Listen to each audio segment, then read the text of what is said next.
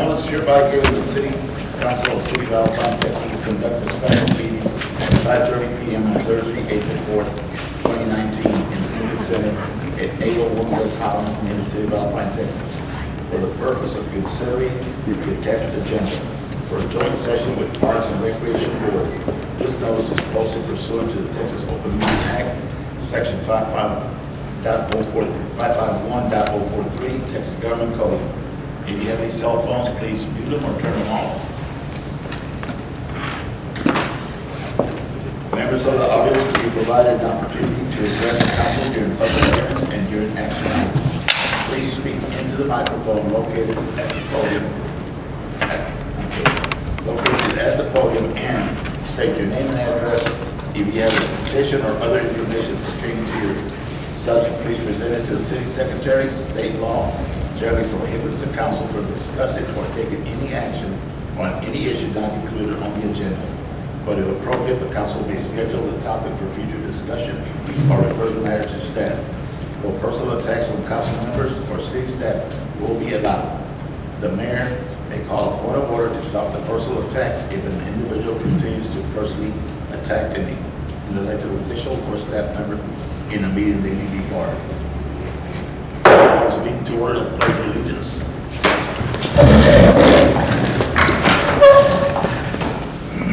Pledge allegiance to the flag of the United States of America and to the republic for which it stands, one nation, under God, indivisible, with liberty and justice for all. Texas flag. Honor to Texas. Pledge allegiance to Texas. Under God, one indivisible.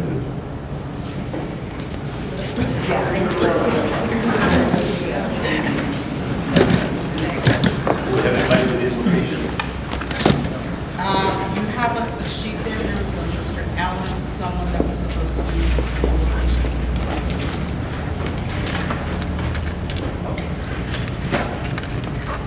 I don't know if he's here though. Mr. Christopherson, you are going to lead us in prayer? No, that's not him. Oh, It's You don't somebody want else. that. oh, you don't want that? I think it's Allen, isn't it? Is it Alan? No, this is Dr. Christopherson. Oh, It's for someone Dr. else. Christopherson, okay. Yeah. Okay, I'm confused. It's Alan here. I don't think so. No.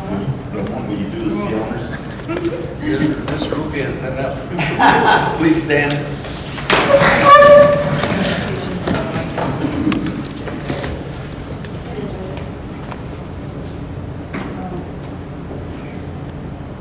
Yo. Yeah.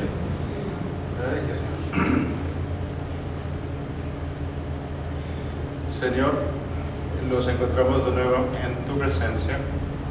Estamos aquí para colaborar entre amigos, vecinos y buenas amistades profesionales todos, para buscar las mejores alternativas con respecto a parques y áreas de recreación para el beneficio del presente y el futuro de nuestros residentes de la bellísima ciudad de Alpine. Gracias por guiarnos y estamos aquí por tu voluntad. Amén. Amen.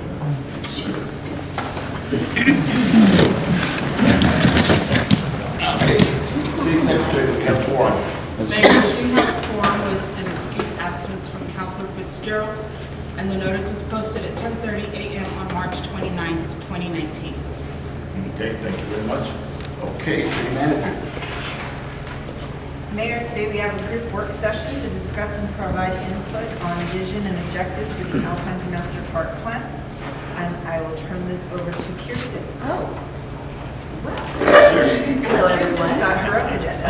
That's Vicky's. Oh, Vicky's got, sorry, Vicky. Okay, Vicki. So I have to say, I'm really excited that we're here. We've been working on this board for sort of a year, getting ourselves ready for this, so we are super excited. And now I'll hand it over to Vicki. Okay. Do I need the microphone? Yeah. Yes, okay.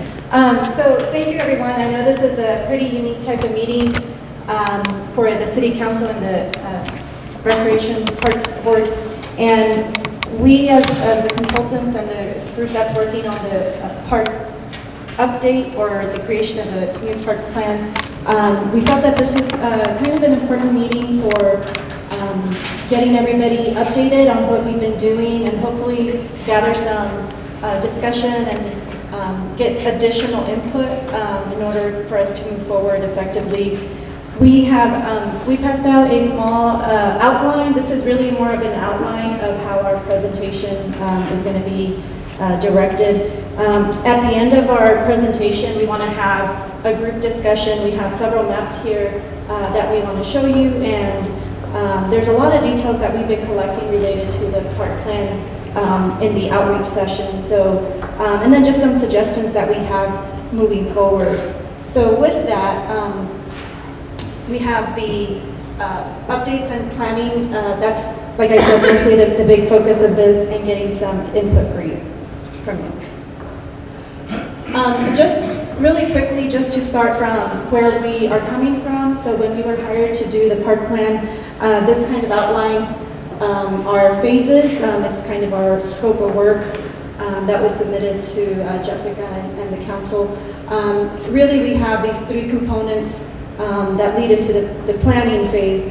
We have an evaluation where we're collecting data and base planning.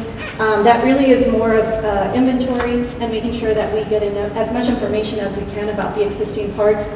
And then we have these components related to engaging the community. So there were different ideas that when we first started this discussion, we had public input, whether it was done through surveys, the public meeting, and stakeholder and focus group interviews.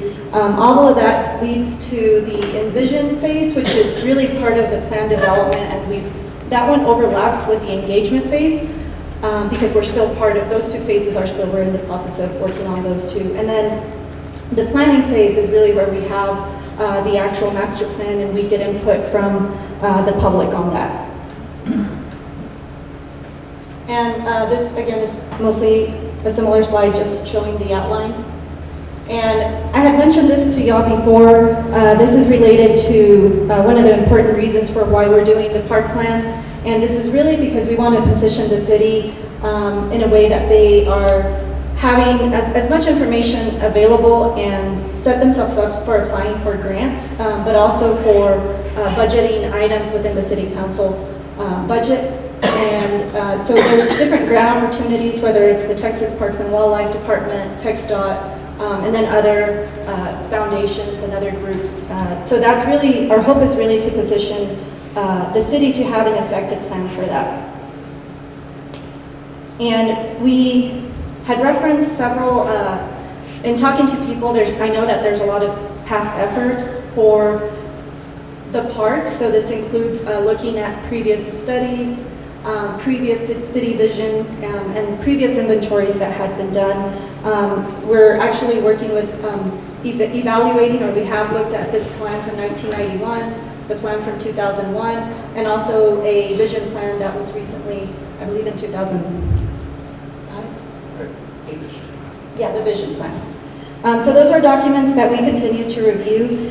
These are the groups that we've been trying to target. We haven't reached all of them, but this is, like I said, the City Council. We've had meetings with different individuals I've attended the Alpine Downtown Association meeting just to get input from them. So groups related to business and economic development. The police, fire, and EMS, that's a group that we still haven't talked to, but that is a plan to continue looking for outreach for them. We have had 2 meetings with the sports leagues and different clubs in Alpine, and then I've had specific meetings with the education and institutions, specifically Sul Ross, not the ISD. And of course the general public through our surveys, and then there's other groups like the Border Patrol and churches that, again, that's a group that we haven't targeted yet. So again, some of these outreach that we're doing is through the one-on-one surveys, one-on-one meetings, small group meetings and interviews. As we have been moving through this process, and Mitch will get into some of these specific details, but we've been finding out that there's different priorities and interests. That is expected, but it's been interesting to see how those priorities have come out, whether it's through the one-on-one meetings or the small group meetings. But really our goal is really to find overlaps in those priorities and try to get consensus.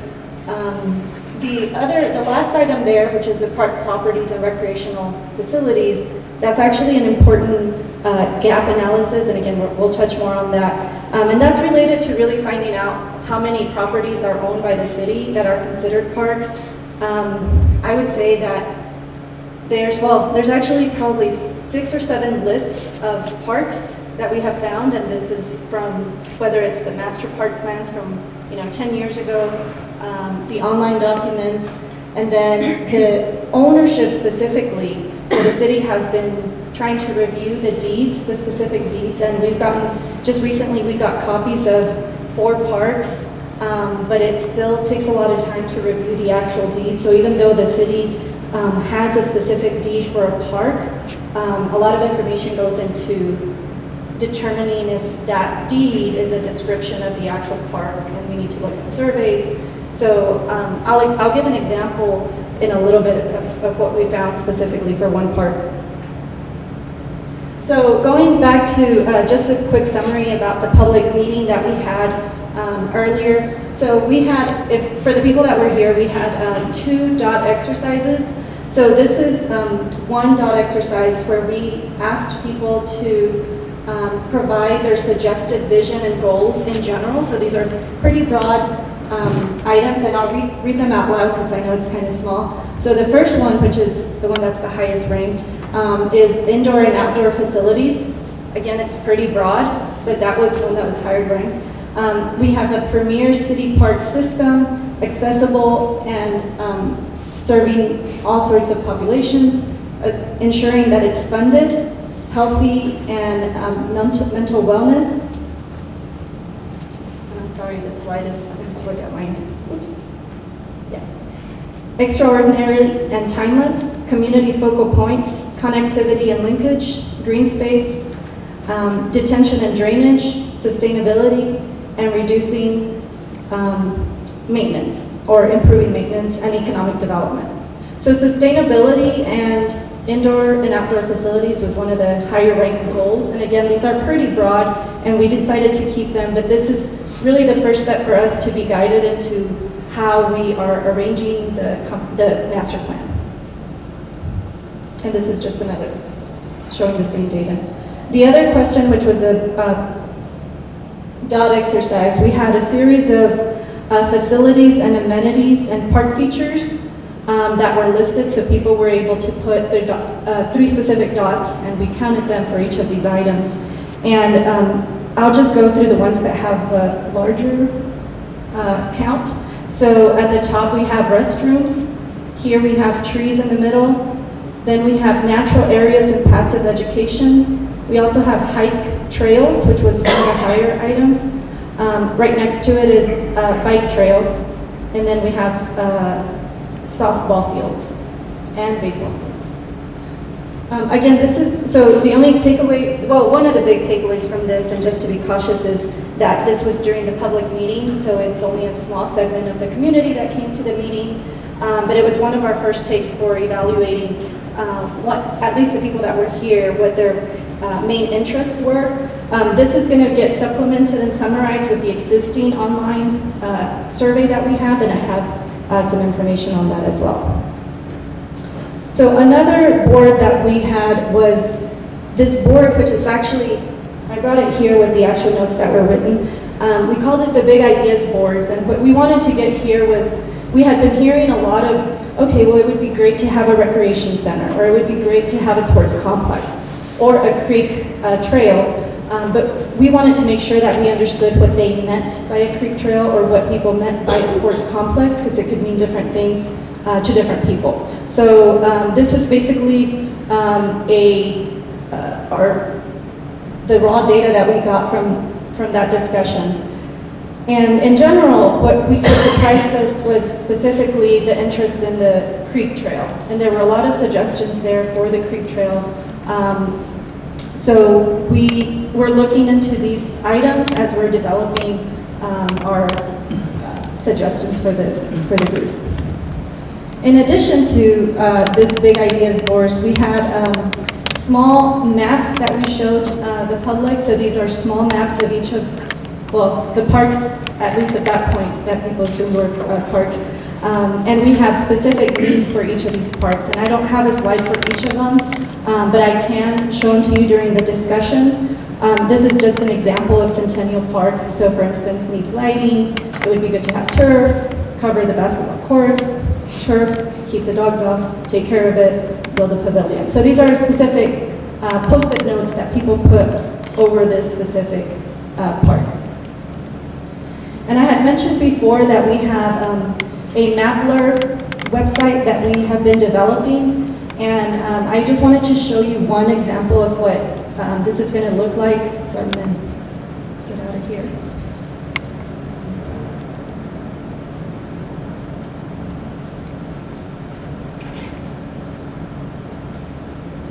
So this is Medina Park.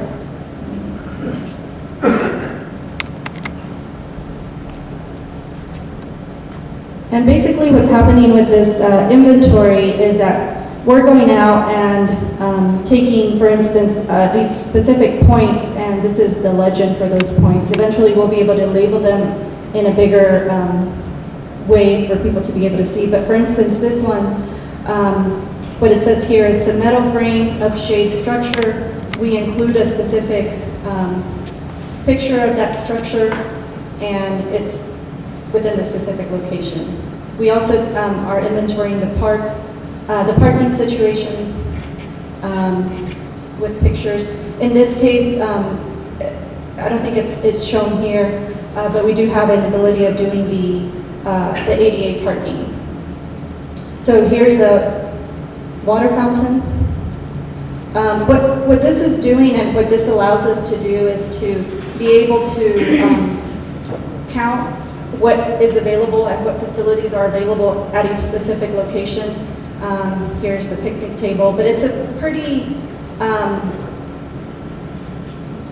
extensive inventory in the past, so you can do this just by going out into the field and counting and having an Excel sheet. But for us, we felt that this was a little bit more productive because it also includes a picture. So when there's going to be a picture related to ADA and there's a gap, and I think we have one there in Centennial Park, so I'll move to Centennial Park.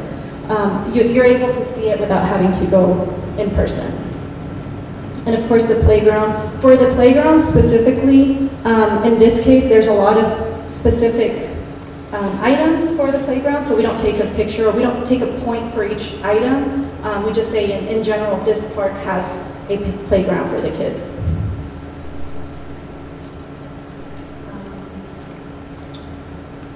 Did you end up noting there what age group the play area was from or for? That is, I think that's going to be part of our analysis for once we have all the inventory. I know that came out in one of our small group meetings where it would be good for us to understand what age groups each park has, what they serve. In this case, it doesn't. It's not part of the variables that we list. And there might be some sensitivity as to whether, on the work that y'all have been involved in, if you're targeting up to 6 years old or maybe up to 8 years old, and so we want to be more specific, and we need to get with you about some of the work you know about more specifically. So like this is Centennial Park, and we have a bathroom, right? So you have the picture of the bathroom, and of course it's ADA accessible in this case from this picture. But when we look at the specific point related to ADA accessibility, we see that there's a gap. So even if you park outside and you want to get a wheelchair there, this is an example of how our inventory from a visual perspective will allow you to see where there's gaps in specific things related to ADA compliance. So even though you do have a ramp for ADA accessibility, it's not complete or it's not functional in this case. So that's the example for the Mapler. We have a, go back to my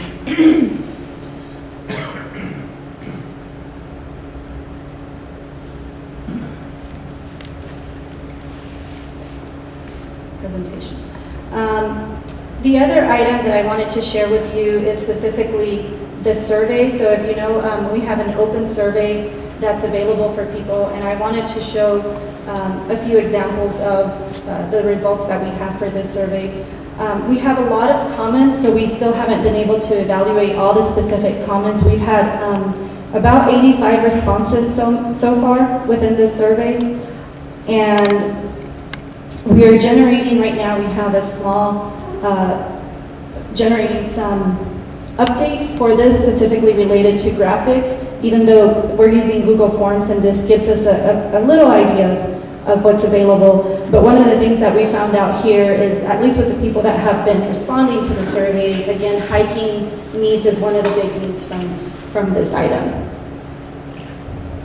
So with that, I'm going to hand it over to Mitch for the second part of our presentation.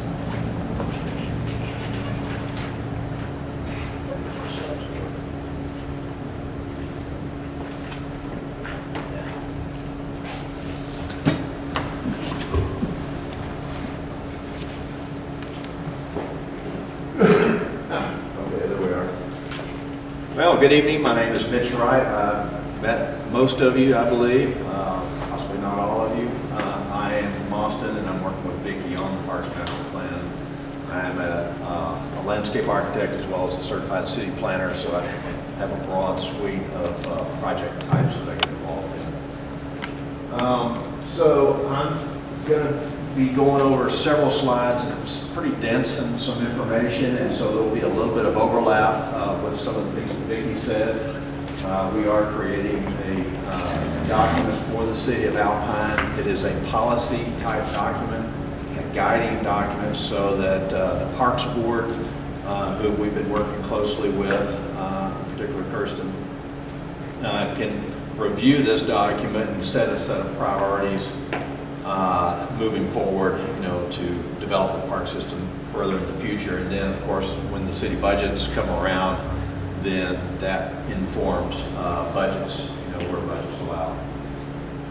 So this slide is basically what the city's been up to. Some of these slides I'm going to go through a lot faster because you know most of this stuff anyway. But you've made some progress over the years, and so, it's always a good thing to highlight some of the great successes you've been doing.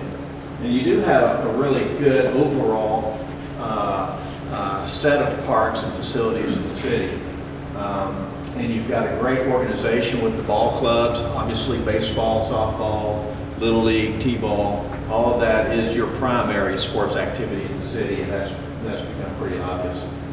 Children's play area with the help of volunteer support and funding has been really tremendous, and so you cover that as well.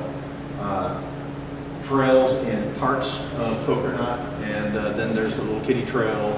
I don't know, is it a trike trail? Sure. But I see people walking on it as well. I saw a senior lady doing laps. So, and then Coconut has a nice trail slicing through the middle of it and then attempting to go around it as well. Partnering with Sol Ross with shared facilities is, I think, a great success story, and you've got some good things going on right there, even right now. And as Vicki was showing you have a brand new restroom at Centennial Park. A little extra work, we can get the ADA squared away because it is a nice facility, and kids are in that park doing their sports. So the swimming pool repair, I understand that that's all done, and then siding Little League field. So those are some of the observations that I see. Now, when we started this project, it is part of my process to study the city very intentionally. I call it my City 101, and you see Alpine 101. And the process is for me to drive everywhere in the city and see all the parks and then all of the other interstitial areas of the city. So I have a detailed understanding of how things work in the city, what is improved, what needs some help, the variety, the dispersal of parklands, open space, where sidewalks are. So there's actually a copy of this map up here for everybody to look at. And the purpose of doing it right up front, I don't even know the city of Alpine at this point in time. And so the purpose is for me to learn the city of Alpine in as much detail as possible, but then I also am making hard observations about existing conditions, about the physical city, about the recreation, physical recreation, but I'm also looking for problem areas like a railroad track that may be slashing through town, causing some anxiety with Parks and Recreation or with city planning. And then I'm taking a step further and drawing some assumptions about what might be a really great opportunity. In some cases, I may be missing the mark completely because of policies or things in the works that haven't shown up yet, and I'm just not seeing it. So feel free to come look at that. It's insightful for me to go through this process because then I can talk with a lot more authority moving forward and studying the parks. Just blowing it up, you can see you got the notes on the side going around the map, and then each of these numbers key to the notes. So I'm hitting all the parks. There's Medina right there. There's Centennial down there. And so you're going to have specific comments in here about the parks. And I may be saying this has great shade, or this is in need of shade, or the sod on this ballpark is really kind of scrappy, or these fields look great. So it's that level of information.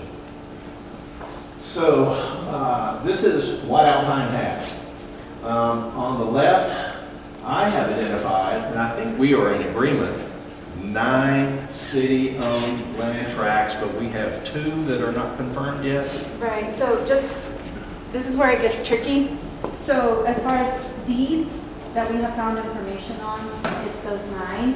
But when you go look at research, specific research for each of them, that's what we have not done yet. So even though the city has a deed or a document that says it's deeded to the city, or I think it's deeded to the city, there's no way to verify the actuality, and I'll explain that in a minute. Okay. I can actually explain it now. So like for instance, for Centennial Park, and I called Kristen earlier today because I wanted to know, is Centennial Park owned by the city or by Sul Ross?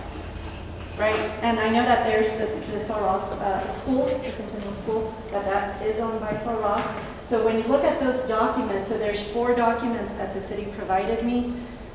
It ranges from 1988, 95, 2000, and 2001. And it's 4 different deeds.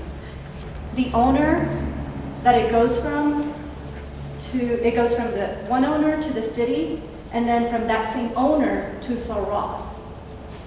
The documents that I have. So then it's really hard to see for me to be able to, for me to verify who owns that specific property, the property that we think is Centennial Park.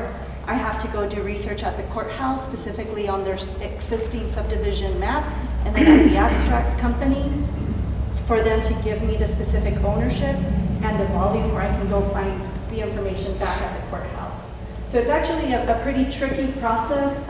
Again, so what we have, even though we do have some information that the city has shared with us, it needs a lot of more detailed research to make sure that we understand what the boundary is. And again, those deeds, I think none of them have an actual survey map attached to them. So then you're just going by a description, and the descriptions are pretty vague a little bit. So you really have to go back to the abstract company to get the actual, the abstract company and the county to get the actual records. Out of those 4 deeds that were submitted to us, 3 of them have been recorded in the county, but one of them that has a very specific, and it's pretty clear, it has the description, it's not been recorded. So then we would have to go find the actual recorded. So it's a copy, but it was not recorded. Or if it is recorded, we don't know. We would have to find the exact copy. So that's just an example for Centennial Park. But each of them probably have their own challenges, but we haven't gotten to the point of that. Vicki, but do we own it? That's what I don't know. That's the exact question that I don't know. Because if I say yes, and I don't have proof, or the city doesn't have proof, at this point, from what I read, Sul Ross owns it. But I could be reading a different part of that whole block. Right. So, but we don't have a deed that the city owns that specific. But we have volume page or lot block? I forget. The volume, yeah. Volume page, so we can go to Right. that in the courthouse. So, for some of them. and like I was saying, this is what we suspect, and for the most part, we know, but we do have those caveats. Right, and Coconut Park, so that's just Centennial Park. You can imagine how Coconut is and how there's this 3 different, Sawross, the schools, and Right. 4, Well, the rancher, the Venture is. country club, So- the country club, Right. City of Alpine, Solross, and the school, so that's And just the schools are 5. There's 5 interests in that whole area. Right. And it might be clear, I haven't looked at those documents yet, but I thought Centennial Park was going to be easy. And I had my surveyor look at those 4 deeds with me, and he said I would probably need 3 days to go research this, just to make sure that we understand the ownership and the boundaries. Now, the 3 that we know, I think 100%, that are not owned by the city is Shipman Park, which is not listed up there, but is listed online on the city map, that the city had donated to the city, and then the city donated to the ISD. I don't think we've run down the paperwork on that one either, but that is what we have now been finding out. And then these 2, the Railroad Park and Arbolitos, which is that more of a expanded pedestrian corridor, which is sometimes termed as a park and sometimes not. And then those are, Railroad Park is owned by the railroad, Arbolitos is owned by both railroad and TxDOT. So some issues that are starting to pop up, and Vicky's touched on these. Shipman donated to AISD. Coconut has multiple owners, for instance, Solross and AISD. Coconut has been reported to have deed restrictions. We've heard about the golf, that if it's not golf, then it goes back to the Wrench family. Other parks we have heard have also maybe carrying a deed restriction, so we need to continue that research to find out each of these tract of lands. And then parkland dedication, and I bring that up because when the city creates a park, it's normal for them to dedicate that park either through resolution or by ordinance, so that that land stays as parkland in perpetuity, or unless the city decides to have a public referendum to get everybody to vote whether or not. I don't remember the threshold on reversing that, but it's a high threshold and difficult to get. But we don't have any records of any of the lands being dedicated as parkland, and so that's another pretty serious research through the city databases, if they exist. I understand there was some data lost a few years back, so it may not be recoverable. I found it curious that there's a nice park at the courthouse that's not considered a park, and so I don't know, I haven't really asked that question, but it's probably county-owned land, and so it's just, it ought to be noted as a park for visitors coming to see it, because it's a nice one. And then it's also nice that there is the shared usage policy. We've heard reference to Solross over and over again, and apparently we've got a new agreement in place for tracts of land on the south side of the tracks in East Alpine that I don't know exactly the extent of the agreement, but may be converted into recreation areas.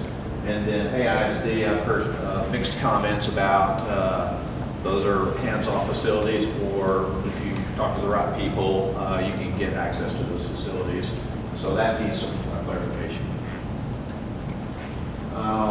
What Alpine wants. Now, this is a capital improvements category, and this is staff and salaries, and it's not totally inclusive of everything, but it's a sampling.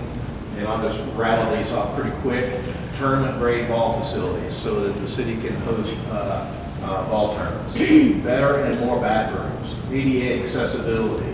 I'm finding through the 101 assessment that ADA accessibility is pretty much non-existent throughout all the parks. For the most part, there are some exceptions to that. More water fountains and shade. Interviewed a guy over at the dog park, and he's like, the dog park is used all the time, people love it, but it's blazing hot in the summer. needs some shade. Hike and bike trails, we've already heard about that from Vicky's comments. We've heard about the desire to get a recreation center. Then the price tag starts to climb up a little bit with that kind of a facility. We have heard about the desire of a Hispanic cultural center. And those kinds of facilities is less about physical activity, but more on the educational, history, cultural, recreation side of the equation. Neighborhood parks in underserved areas, we've heard that a little bit. Sports complex on the old landfill, that comment has come up. You've got a capped landfill, that's some investigation as to whether or not structurally and environmentally it can be certified and reused, repurposed for recreation. And a sports complex came up as a comment. And a splash pad has come up over and over again. We've heard that there used to be one, but I don't think it was much of one, and that was taken away or decommissioned or something. But a splash pad over next to the swimming pool. Staff and salaries. Had a conversation that we've had multiple conversations. One is that there is a real need for a park superintendent / parks coordinator. Somebody that can just, that is their main mission, is to make sure that scheduling, maintenance, and any of those things related to parks is under one hat, and we can relieve the stress of Jessica or Cynthia from having to manage, all comprehensive city affairs, but also parks. It's a big job. And I saw that you're already advertising for a public works director as well, so there could be some coordination on that. So the parks programming is part of that. And then a higher level of maintenance. And those are staff positions. Had a conversation with Mr. Yanis, Robert Yanis, and I asked him point blank, it's like, what level of staffing do you need as an increase to make what you do better? And he very quickly said, one more person, because I've got 2 trucks, each have 3 people, but right now, one has 3 people and the other one has 2 people. And if I have a 3rd person in that second truck, then our efficiencies about getting things done really improves. So that's an interesting nuance to that whole thing. But I suspect that is a status quo level of maintenance, keeping up with the mowing and trimming and fixing the sprinkler heads or whatever it may be. I'm guessing, and we'll hear more about this as we finish our analysis of things, I'm guessing that one more truck and 3 people will start to see some more significant improvements, where bathrooms need to be fixed and stuff may need new paint, things like that. But that's just a guess at this point from me. High level of maintenance is really part of that equation. And then from my experiences, my research, listening to other people who are experts in the field, these are the things that I'm including as, we should be talking about these issues. We should be talking about these elements. By principle, equity in all parts of the city, having facilities scattered about the city. So if your kid is 6 years old and wants to go, hit ball with a friend at the park, he doesn't want to be going halfway across the city to do that, on his bike. But if it's somewhere within a 15-minute walk or something, that's a lot more doable. And so we want to make sure that underserved portions of the community are taken care of. And there's a specific comment about that coming up here in a little bit. Equity, all age groups, all abilities, and complete access. There's the ADA in there. There's folks that are not just mobility challenged, but hearing and sight impaired. So we want to make sure that we're doing things, and it may be part of the program equation, but also the recreation equation as well. And a complete range of interests and activities. Alpine is a very serious ball city, baseball, softball, Little League, and I presume T-ball as well, and I had that question. But there are a lot of folks, as Vicki highlighted, you're getting high marks on things like hike and bike trail and natural areas. So in the physical assets, according to me, and research and going to conferences and learning as much as I can about this, just other sports options, having a variety. Now I heard the comment, you know, I'm a tennis player, so I asked the question, why aren't people playing tennis in this city? You know, because they're playing tennis in all the other cities. And somebody, and I don't remember who it was, said, well, the courts are all crapped out, so nobody wants to play on them. You know, well, fair enough. There's 3 courts, 2 of them have good nets, 1 of them doesn't have a net. Okay? The paint's all peeled off, there's no windscreens, you know, it's not an attractive place to play. And I think just a little bit of maintenance, you know, fix the net, you know, resurface the court, and you might be attracting some players. And so that's a little bit lower on the cost level. So passive and natural spaces. That one to me is kind of a no-brainer, because when you take on a land area that you may already own, and it may be a park, and turn it into passive and natural, then you do 2 things. You create a space where people will flock to because they're looking for that type of experience, or they want a place quiet to read. And you're taking away the higher level of maintenance, and so you're reducing. Mowing is probably the most time-consuming activity that your maintenance crew does. And so it's very common in some of the larger cities in Texas to work toward the specific equation of increasing natural spaces by the reduction of mowing. Okay, it's a good equation to work with. Trails we've already talked about, children's nature play, that's one of my particular research topics, and educational spaces, which we've mentioned a little bit. I'm working on a park in Abilene right now where it's children's nature play, and there's interpretive signage, getting kids at an early age involved in natural elements as opposed to simply the structure off-the-shelf products. Both of them have a place in the play world. So there are standards, and this slide is what has been the standard derived by research from National Recreation and Parks Association. They are probably the leading research institution on this type of formula, on this type of analysis. It seems to be that they've changed their philosophy a little bit, and that's the next slide. But right here, neighborhood parks, you want the surface area to be about 1/4 to 1/2 mile. 5 to 15 acres is the desirable side, but you can get away with 1 to 2 acres per thousand is kind of the metric that NRPA is looking for. And these are the parks like, Nopalitos is kind of on the smaller side of things, but yes, that's the scale of space. The ones that serve the immediate neighborhoods, and I have a map that I'll show on that. Community parks, that's Coconut, okay? 25 plus acres, and they are suggesting 5 to 8 acres per thousand. That equals 30 acres of land. I don't recall what the collective Coconut size is, but it's, I think, north of that.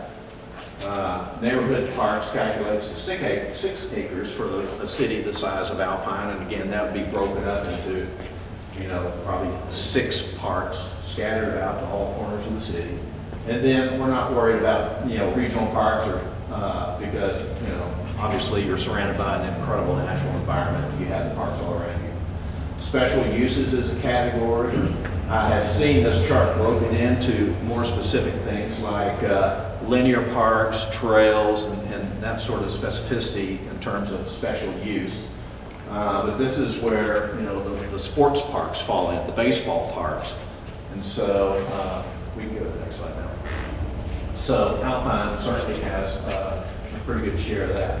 Here are the new standards, and I haven't seen a publication from NRPA yet. I just discovered that this new standard has been coming out, and this is an article, a research paper by a recreation professional that works with NRPA. Environment, instead of the, this size city needs this size park, that sort of direct correlation. This one is broken into So, environmental trends, pollution, natural resources, social trends, wellness activities, diverse cultural heritage, interactivity.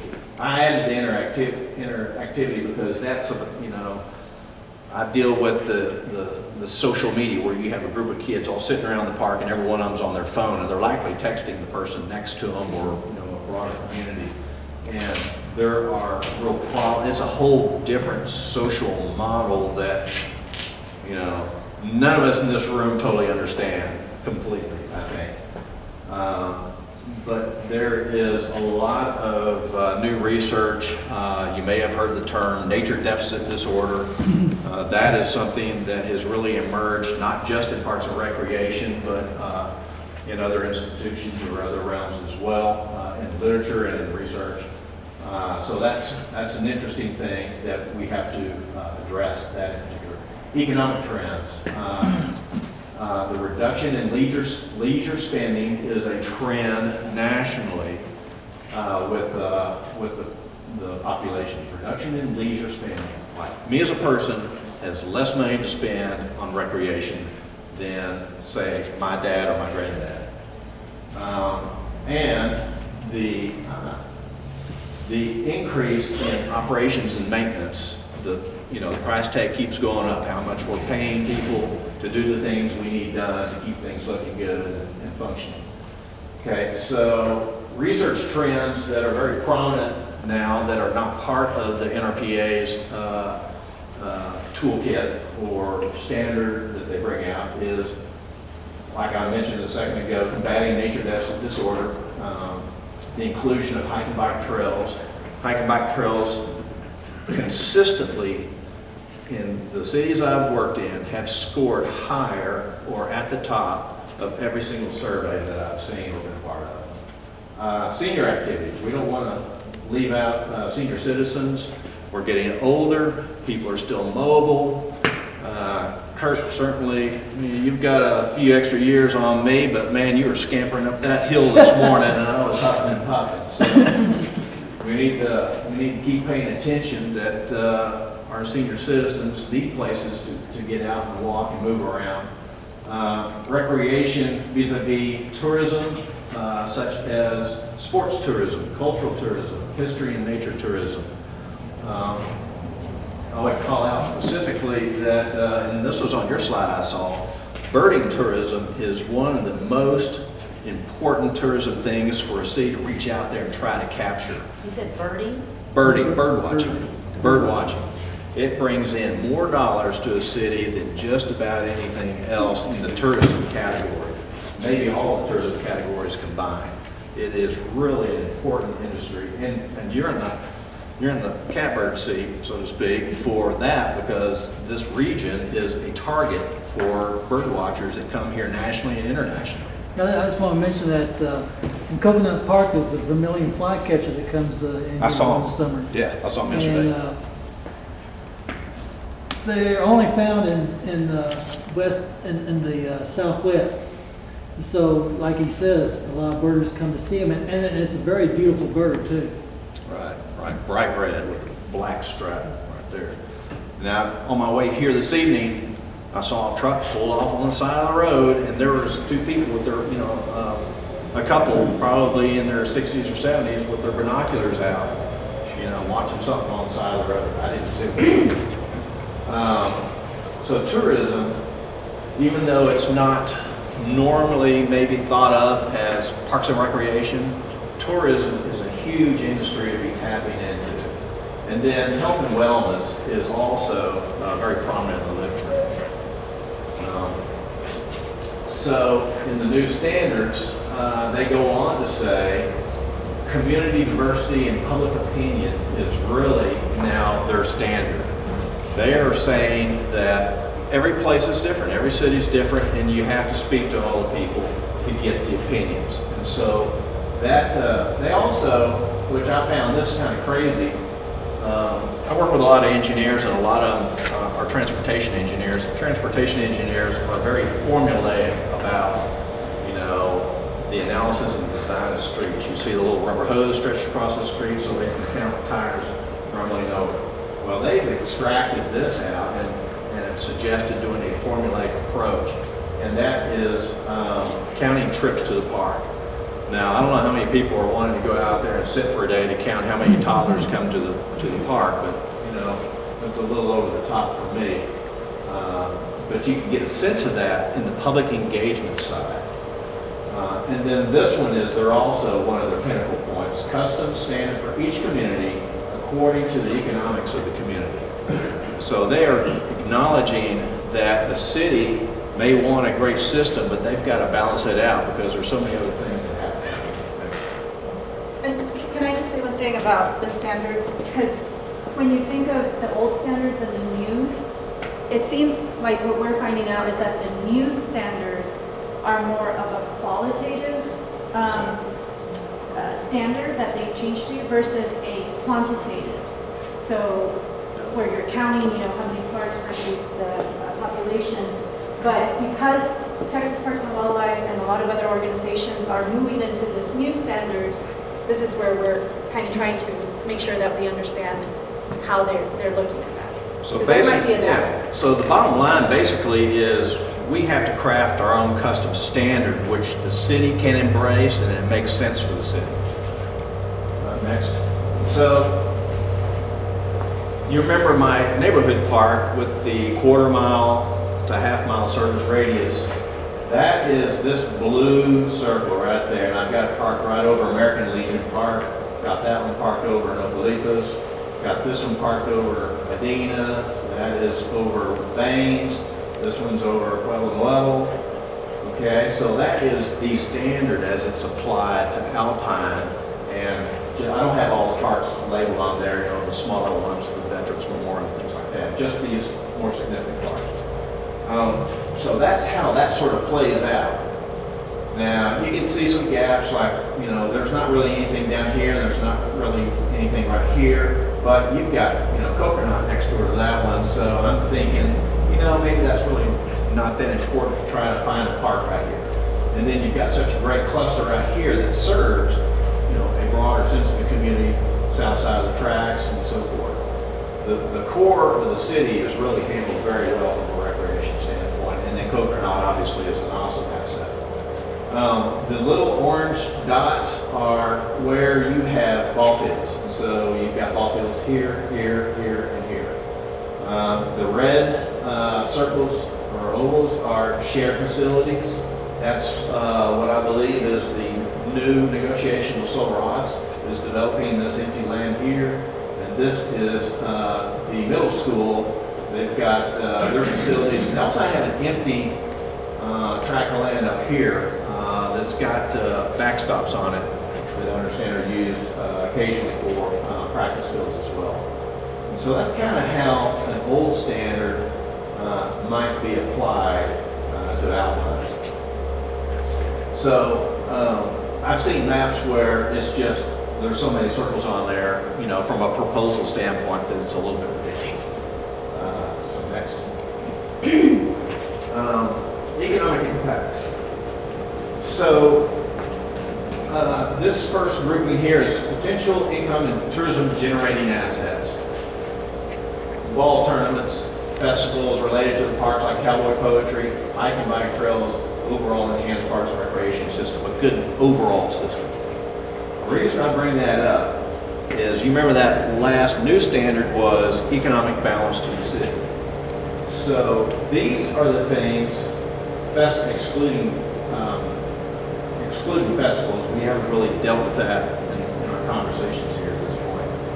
But all tournaments, hike and bike trails, and overall enhancement to the center, those are things that are getting the high marks from the public here. And so that, in my opinion, is where we need to focus a lot of attention in terms of enhancing the plan. Maintenance changes.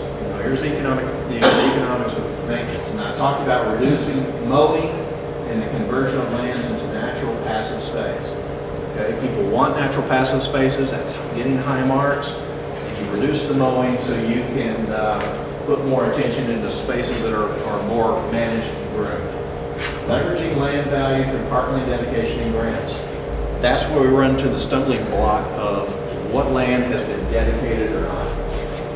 we need to know that. We need to go through the research. We need to, where we don't have land dedicated, then we can take that land asset, say it's $50,000 tract of land, it's not dedicated. We go through the process of dedicating it. Texas Parks and Wildlife will give you $50,000 to improve that park. Okay? That's their normal part of their grant system. And so we may have an opportunity to do things to convert some fields, some parkland along those lines. And then I put this on here just because it's not part of our plan, but just to make you aware, non-parkland contributions, attracting commercial enterprise that may contribute to recreational assets. And one thing that popped out in an early conversation was, a dude ranch model where somebody comes in, they set up a ranch and you have horse riding trails. So that's just a commercial application. It's not part of our plan. But, the tourism side, if there's industry that comes in for tourism, the city should be promoting that sort of activity. Thanks. What we don't know, and Vicki again has touched on this, land ownership and deed restrictions. We're working through that process now. Floodplain study. This has pretty big potential. And I haven't talked with anybody that knows much for sure, but that floodplain study is quite old. And it says floodplain in the downtown reducing investment. So when you have floodplain over commercial properties, your appraised value is going to be much lower than if your land is not in a floodplain. All right, makes sense? Well, it seems to me that every time I've asked the question, when's the last time you saw Alpine Creek flood? And most people say, well, I don't remember it ever really breaking over the banks and flooding anything. And then I took a quick look onto the aerial, just Google Maps aerial, and there are impoundments all the way up the two major branches that flow into Alpine Creek. So I'm asking myself the question, are these new impoundments of water that have restricted the flow to Alpine Creek? And, that's a question for the ranchers up there. That floodplain study is pretty old. I actually know the engineer that did it. He works for Half Associates, I believe, now. But if the city got a reassessment of that floodplain, and all of a sudden, you were able to draw out of the floodplain 10 acres of commercial property downtown, then the tax value to the city goes up. That is something obviously we can't address, but it's a potential that should be. I'm sure a civil engineer or maybe Andy Johnson that did the report could come and say, hey, things have changed. This may be different. We can file a map revision and get your floodplain reduced in downtown. For a little bit of investment, you might be able to find hundreds of thousands of dollars of tax value all of a sudden. And then tournaments and races, the financials on that, we have asked the question recently, and we haven't had the feedback yet. What does it cost to run a tournament, and what is the economic impact of that tournament? So that is why when we had on my slide the economic, the assets that trigger economic value, it's my understanding that tournaments bring in lots of people, where the son or daughter plays, there are the siblings, there are the parents or the grandparents, they're staying at the hotels, they're eating at the restaurants, they're buying trinkets, and they're doing all that thing, and it's huge economic impact. So I feel very strong that tournaments, getting up to a tournament grade facility for ball, for the ball sports is a very important step for the city to take. And I have asked specifically for what is that gap? What do we need to put in place at the minimum to get to that grade where we can start to host tournaments? On the races, I know for a fact that cycling clubs and running clubs look for neat courses in neat places to run tournaments and 10K, half marathons, and those kinds of things. Those also bring in a lot of people and a lot of economic development. It also brings in a lot of tourism for, the nature tourism and folks that want to hike and bike those trails. Again, economic impact. So all of this kind of feeds into an economic cost-benefit analysis. I am by no means a financial person. I know just enough to get in trouble. But this is last September's kind of monthly report of cost information, city budget that I was able to get a copy of. And the overall group of employees, this is salary, Social Security, insurance, retirement, unemployment, and workman's comp, totals to $266,000. Mitch, this is under parks, or this is? This is parks specific. And it says it up there. I just started reading it. Below here, there's another stash of. The yellow. Oh, there it is, right there. Yeah, it's too big to see. Below there, there's also streets and that. So it's broken out, separate from street. Now, you also have on your website. Well, anyway, that you have 5 employees. You have Robert and his team working for you. At least I understand it's 5. And so that averages out to this $53 a year per employee as an average. It might be a higher, it might be lower. You're also currently advertising for 5 positions for a total of $156,000 a year. Now, this was couched in public works, so I don't know. It may be a big need in the streets department. But it's in public works, which is my understanding, if it's that job, it could be parks, it could be streets, it could be something else. So I don't know what that's applied to, but it gives me a benchmark of saying, okay, here's some general numbers. If the plus side of those previous slides start to click in some numbers that rival these, then we're starting to see that balance and that cost-benefit analysis. So that's what we need to work for. Mitch, that line item for salaries also includes the seasonal pool employees. Which line item? This one right here? The salary expenses. Yeah. It also, so it's not just Robert and his guys, but also included in there are the seasonal pool. Oh, okay. How many? I figured it was the same team. We Is it did not? 16. I think we did 16 lifeguards last summer, but they came on in May, and by mid-August we were done. Okay. I don't suppose you got a round number off the top of your head what that bulk number was. Yeah, I didn't. Okay, so that needs to be factored into it. But anyway, trying to get a handle on what those numbers are and what economic impact. Now, I've also heard that you have a hard time getting employees or lifeguards. I don't know. I've heard in Presidio that it's a hard time getting, young people to come in and take in jobs, or then you've got an advertisement for a superintendent of public works director that's been advertised for over a year, and so. That one just opened up in December. Oh, okay. So if you're having a hard time getting talent to run those kinds of positions, it may be that they're looking for places with a higher recreation facility, if they're moving their families here. I don't know. That's just an assumption. I think is that my last one? Okay. Well, that's my last slide. You've got next. That's right, just the cookie station. Okay. So I'm going to turn it over to Vicki. So, I guess we can turn the lights on now. So with this, I want to leave it up to questions that y'all have. The survey, the online survey, I do have a list of all questions and graphics for all of them, but I just didn't want to take up more time in the presentation for that, if you're interested. So part of the reason that we're here again, I said, let's talk about consensus, let's talk about reevaluating where we're at. I know that there's, one of my last slides after this is about the schedule and next steps. But, and actually, yeah, we can just go through that since the schedule that we had.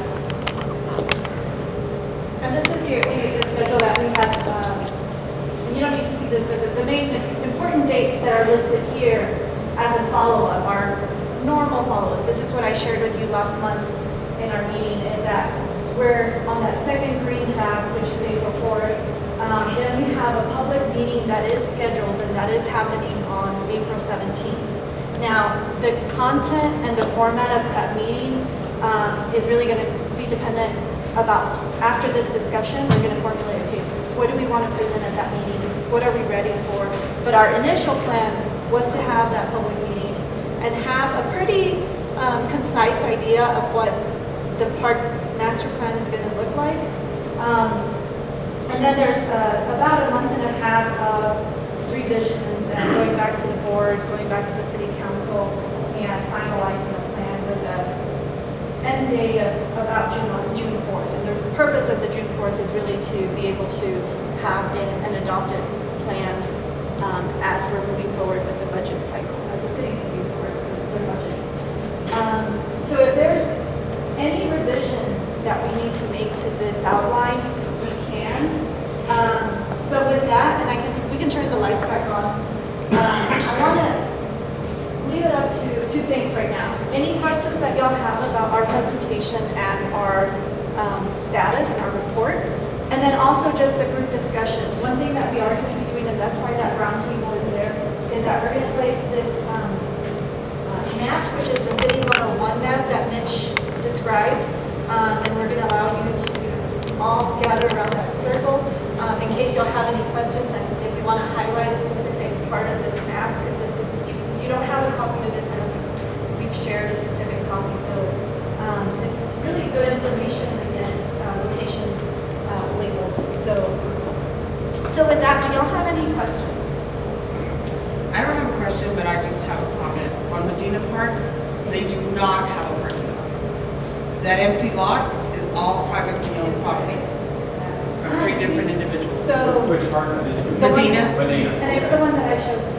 Yes. So you see, so that's where it goes back to the deed and the ownership. So if we had a specific survey of that map that would show me, okay, this, even though it looks like a parking lot, it's actually not. Though in our map, we do have it as a rectangle. So I guess from that sense, but you're right. So if it doesn't, if there's no parking, that's definitely something that needs to be worked on. I have a question for Mitch. In the NRPA table, I didn't see anything in there for like pocket parks.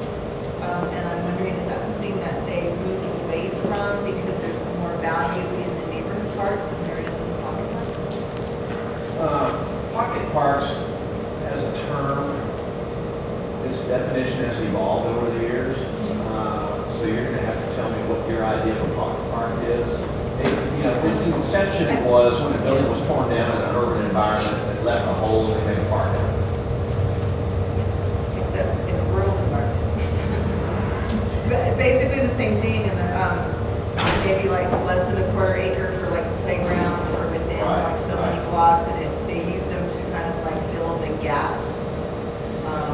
Because, well, going back 5-6 years, the pocket park using that as a gap, to fill that gap was more cost effective for cities than trying to find another overlapping neighborhood park size.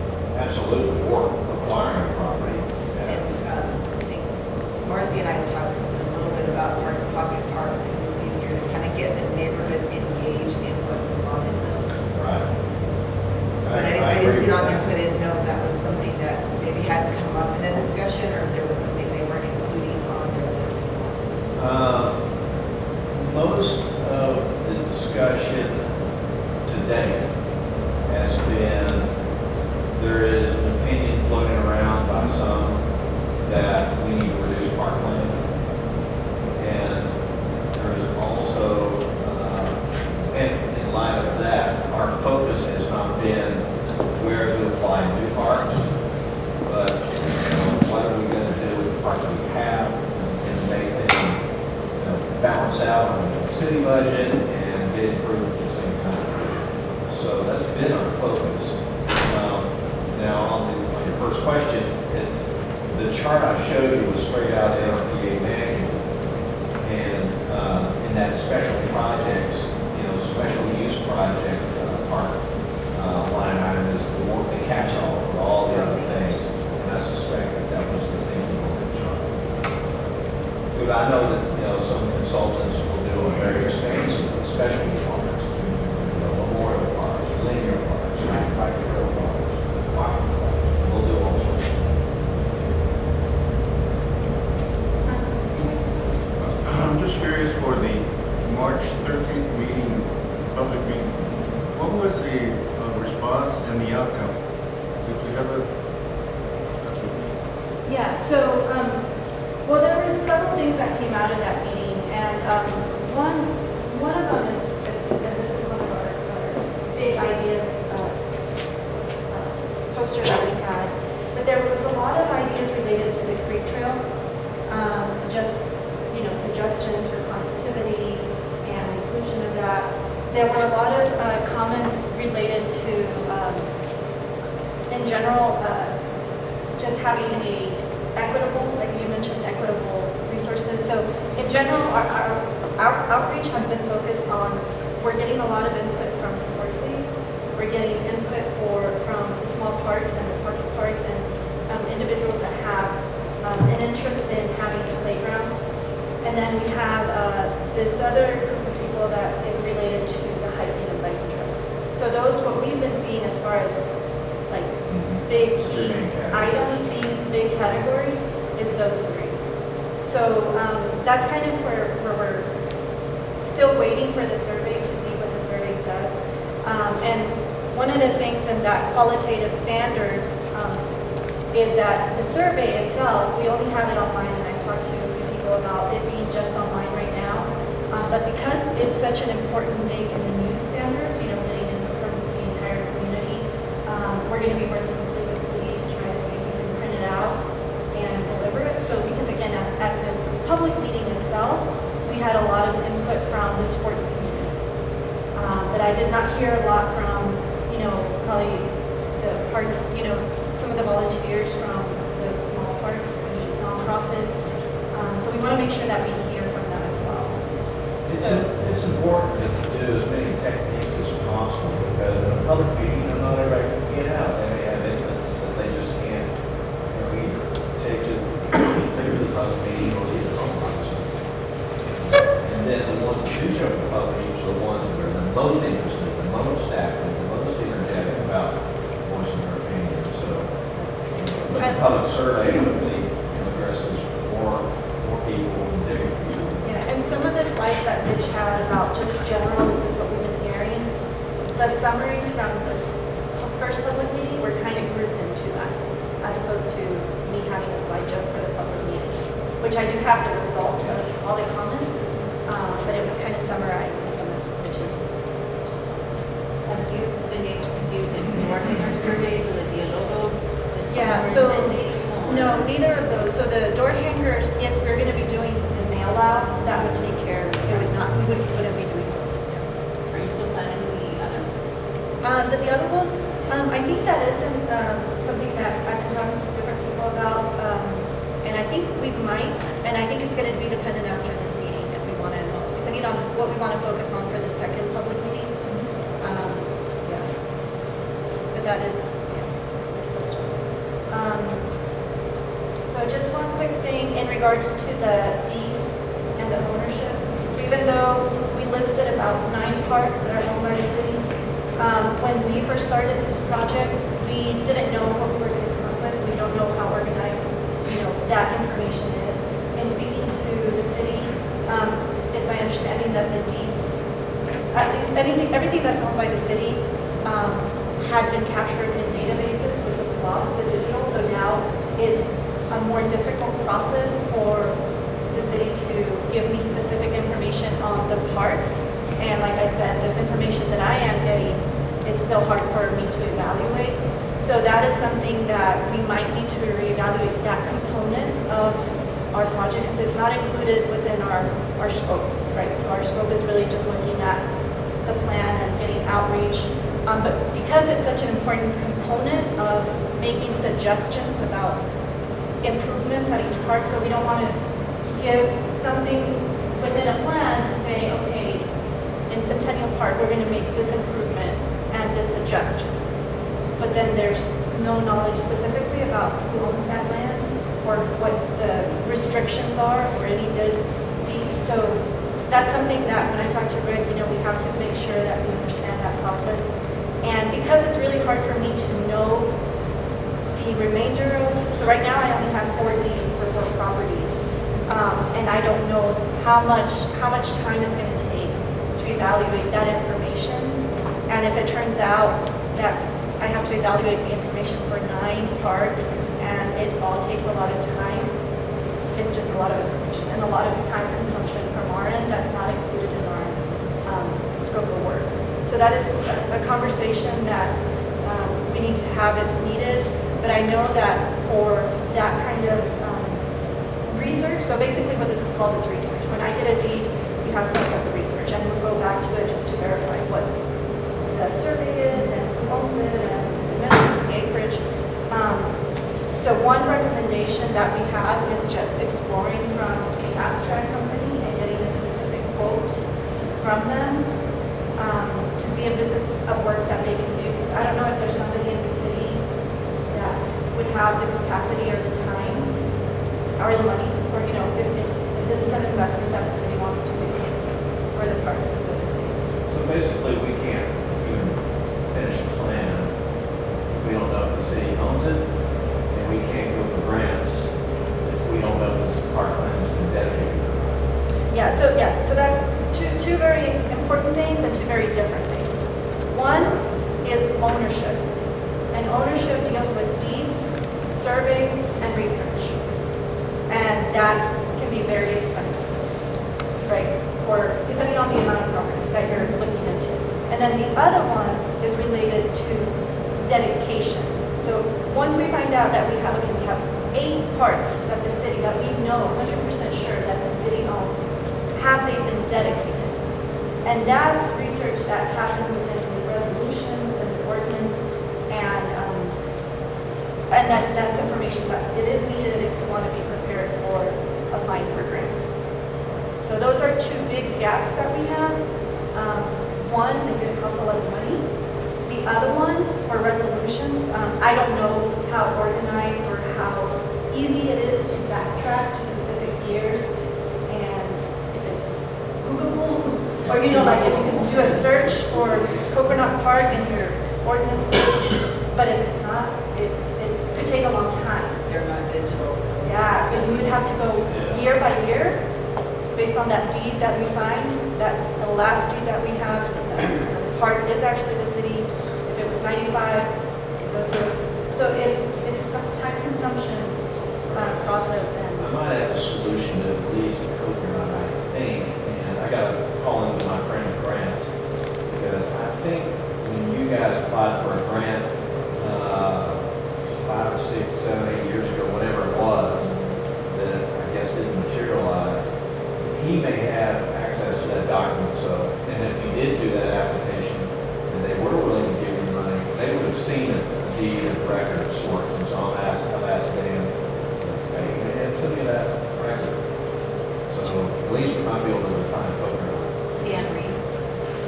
Huh? Dan Reese. Yeah. So, I think that's one area probably we archives that I don't think that we looked at, but yeah, we do still have some of those grant applications and projects in storage. So Cynthia's writing that down to see if Gio can head over there and go into that. So yeah, if you're, anything that the city received in the past from Parks and Wildlife, certainly would have to provide proof of ownership.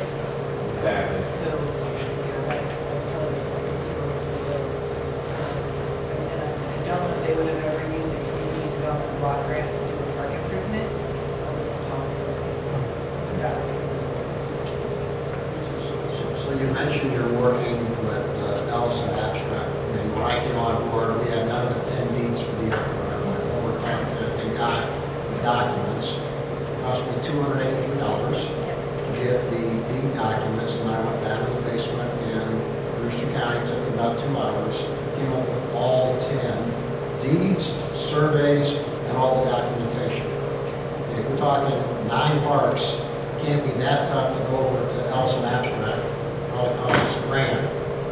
down to the basement. So if you take the properties over there, we'll talk to them, but I'm sure you don't, so it makes sense if you don't have it in the city. I know that the cost, so, because we did come to that striking for, I don't know how, if the city can negotiate a different price, but I know if we were to do it, I think it's $100 an hour for that work, for whatever research that needs to be done within the abstract. Yeah, but we don't have an estimate on how long it's going to take us. So, but a lot of it is specifically the research, like understanding the documents. Like I mentioned, these are the 4 deeds that I have for that one property. And at first I was like, yay, we found one. But when I went to the most recent one, which I thought was for Centennial Park, it was the grantee is the Board of Regents of St. Ross. So that says to me, okay, I have to go back and see if this property, which you think is the city's, if it's the same one that we think it is. You gotta find the exhibits and some Yeah, maps. and they don't have it. Vicki, is it possible that some of those are not the same lot, say? Yes. Okay, so say like one person donated this batch, of property in, 95, and then somebody else donated like the contiguous part to the next, so it's not as though. Right, so this might be, and like I said, since we just got these, I don't know if this is specifically for that, the school. So it could be that. But the bottom line is, that's not within the scope of your work. It's That not. level of research. No, I just, so. No, that's true, yeah. So the city, the assumption you all make is the city had an obligation to provide you deeds, titles, and information so you can go to your work. The city Base has- data for us to see. So it sounds like the city, you all gotta figure out what the cost is to go further out, because council decide what to do, but it's fundamental, because if you're not able to do that, Yeah, it we would don't be, plan. we can't We suggest, don't plan. we can't make suggestions. Yeah, and it's hard to know. From our surveyor, like when I asked him how long it would take for him to survey this property, he said about 2 or 3 days. But as far as hours, I don't know specifically, but that's what he mentioned. So when you're talking about 8 or 9 properties, it might be expensive. And this is something that, we have a surveying company, but it could be another surveying company, or it could be you directly with the abstract company. But why does it need to be surveyed? We're looking for deeds and ownership. Oh, yeah, I mean, if you have somebody, so when I asked this for the city, and Gio told me, okay, these are the deeds. I assumed that they were the deeds for the city, for that property, but they're not. They're related, it might be for 2 different properties. So it's understanding how to read these documents. So that's where you can't just, you can train Gio to go and look for this information. But it takes a little bit for you, it might have been easy because you have dealt with land ownership or deeds. But for somebody that hasn't done that in the past, even for me, it's hard. So I rely on my surveyors. So what this says is the June 4th date is at risk. It could be at risk. Well, Yeah. so you just described the process to Yeah. go come up So with. it's at risk. So let's say that the city decides to go directly to the abstract company, and the abstract company can do this in 2 days. Then that might be When do you easier. need it by? and faster. When do we need it by? Now would be good. That's why I said the June 4th date's a Like, risk. Yeah. I'm just trying to be a realist here about where we stand, because without that data, you can't do your job. Someone's got to go do that work, which is get the abstract company, sounds like, pull the deeds from the basement, and then validate through survey. So it's 3 steps that have to occur, and that's not going to happen overnight. So we have a significant amount of information about the wants and desires and needs in terms of parks and recreation. We can write that plan pretty quickly, but without the information to back it up, to verify that, what we're writing, that information is needed. And we wouldn't have a parks master plan that we could go after grant money. That's right. Yeah. You'd have a plan, but it wouldn't be usable. So the crafting of the document pertaining to what the goals are in terms of parks and recreation, that's a pretty, going to be a pretty easy process to get there. I don't know when we're close to the public survey.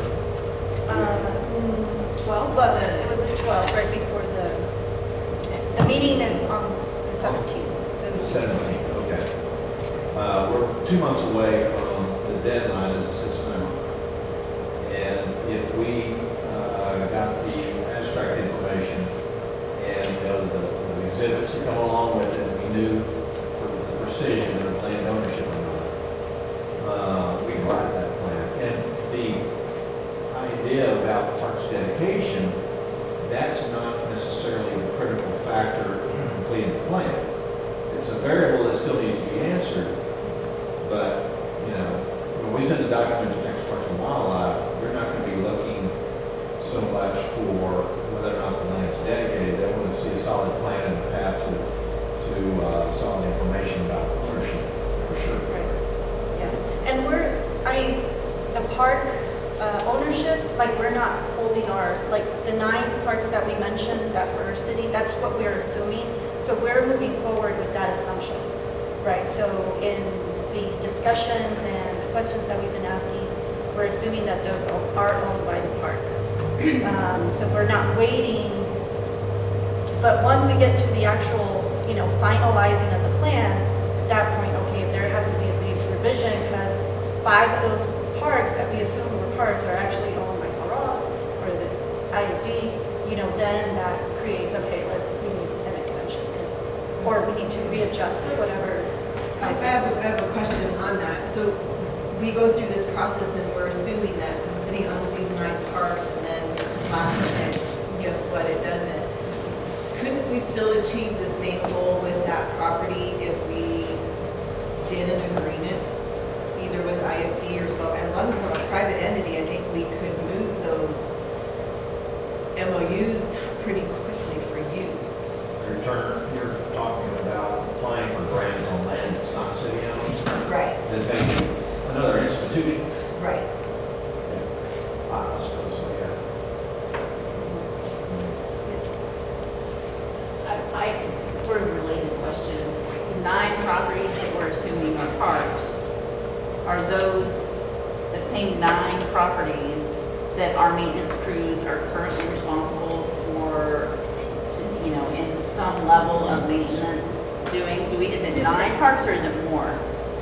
It's different levels and. Well, and that's okay, that's what I'm asking. Yeah. Do they actually, at some point, go mow 17 properties within Alpine?